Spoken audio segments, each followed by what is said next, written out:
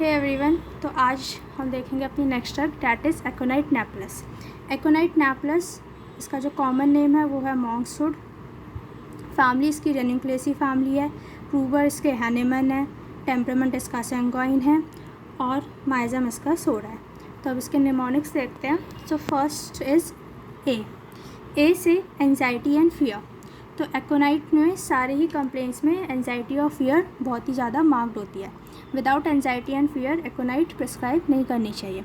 Next is affected by atmospheric changes and then A is again for active bright blood in haemorrhages. Aconite में जो हम first word है एकोनाइटम, इसमें हम mainly general features देखेंगे, जिससे अगर एकोनाइटम या एकोनाइट के बारे में आपसे कोई भी क्वेश्चन पूछा जाए तो आप वो जनरल फीचर्स लिख सकते हो। फॉर एग्जांपल अगर आपसे रेस्पिरेशन पूछा गया तो आप बता सकते हो कि एंजाइटी एंड फियर मार्क्ड होगी। रेस्पिरेटरी कंप्लेन में हेमरेज हो, हेमेटोसिस वगैरह होगा तो एक्टिव ब्राइट ब्रीडिंग होगी। प्रॉब्लम उसके एटमॉस्फेरिक चेंजेस से आएंगे। तो हम पहले कोशिश करेंगे जनरल फीचर्स देंगे, फिर हम पर्टिकुलर्स पे जाएंगे। तो A is for anxiety and fear, then A is affected by atmospheric change and A is for active bright blood in haemorrhage. Next is C is for complaints caused by exposure to dry cold north और west wind air. ठीक है, तो जो इसकी complaints है dry cold air की वजह से, नॉर्थ या वेस्ट विंड एयर की वजह से होती है। Next C is for congestive stage of inflammation. तो स्टेज ऑफ जैसे हिपार है जो कि सप्यूरेटिव स्टेज में दिया जाता है, बट ये क्या है कंजस्टिव स्टेज में प्रिस्क्राइब की जाती है। Next is C is for cough. अब जो एकोनाइट है उसमें कफ अलग अलग टाइप्स के हैं। तो पहले हम CDE एक साथ देखेंगे। C like croupy cough, croaking cough, dry and on expiration. ठीक है, तो कफ क्रूपी हो सकती है, क्रोकिंग हो सकती है, ड्राई कफ हो सकती है और ऑन एक्सपायरेशन होती है। इसके अलावा 3 और टाइप के होते हैं। कफ हार्ड होता है, रिंगिंग और whistling. Next C is for convulsion of teething children. तो इसमें जो एलिमेंट्स फॉर्म है atmospheric change, dry cold north wind north या वेस्ट वेदर के साथ, और टीथिंग ड्यूरिंग डेंटिशन भी प्रॉब्लम्स इसमें अराइज होती है। Next come O. तो ऑन नेक्स्ट इज ओ से क्या है, on rising from recumbent position red face become deathly pail.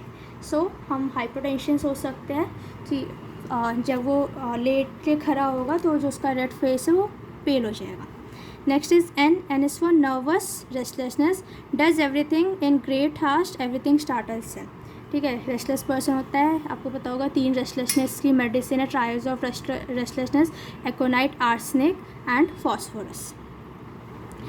Next is I is for intense thirst for large quantities of water. Then T is for twitching and travelling of single muscles. तो जब convergence होते हैं उसमें twitching and travelling होती है single muscles की।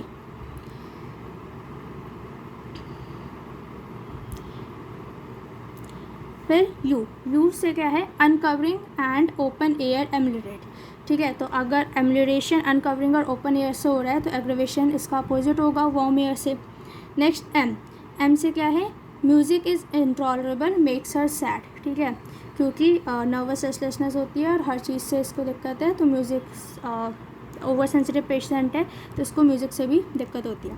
Music और किस किस में एग्रेवेशन कॉज करता है, सबाइना, थूजा, नैटका and graphites. So aconitum word हो गया। ठीक है, नेक्स्ट कम्स नैप्लस। नैप्लस N stand for night and evening aggravation. तो एग्रेवेशन क्या है, नाइट इवनिंग, और अभी हमने ऊपर देखा था वार्म एयर से भी एग्रेवेशन हो रहा है, और एम्यूलेशन अनकवरिंग और ओपन एयर से। Next A is for amenorrhoea in young girls after flight. तो जो भी कंप्लेंट्स है इसमें आफ्टर फ्लाइट आती है। ठीक है, कुछ ड्रग्स ऐसी होगी जिसमें मेंसेस इंक्रीज हो जाते हैं, कुछ ऐसी है जिसमें डिक्रीज और सप्रेस्ड हो जाती है। तो इसमें क्या है, मेंसेस डिक्रीज हो जाएंगे, सप्रेस्ड हो जाएंगे, एमेनोरिया होगा।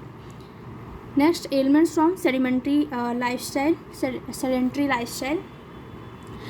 ओके, देन पी से pain intolerable drives him crazy. तो जो भी कंप्लेंट्स लिखने को है उसमें बहुत ज़्यादा पेन होगी, टिंगलिंग होगा, नमनेस होगी। And then P against stands for predicts date and time of death. तो ये काफ़ी क्लियर वॉइस होता है पेशेंट, वो अपनी टाइम ऑफ डेथ और डे को प्रिडिक्ट करता है। Everything except water taste is better, ठीक है, ये सिम्टम बोरिक से लिया गया है कि everything except water taste is better.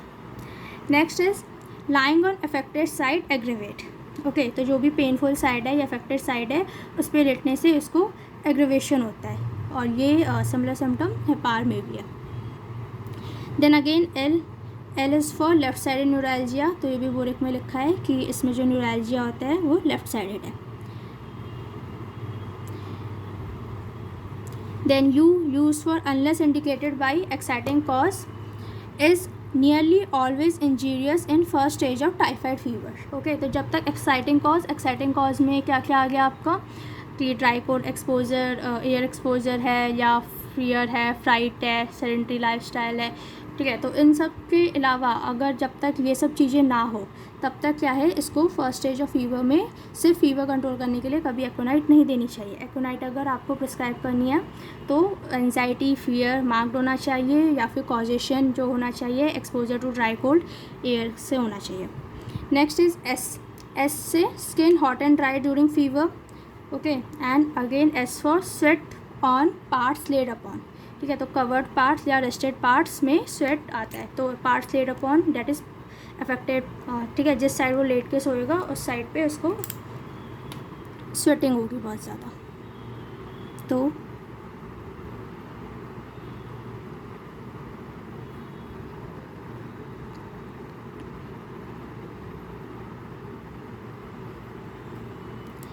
Okay, सो ये है एकोनाइट, नाप्लस पूरी एक साथ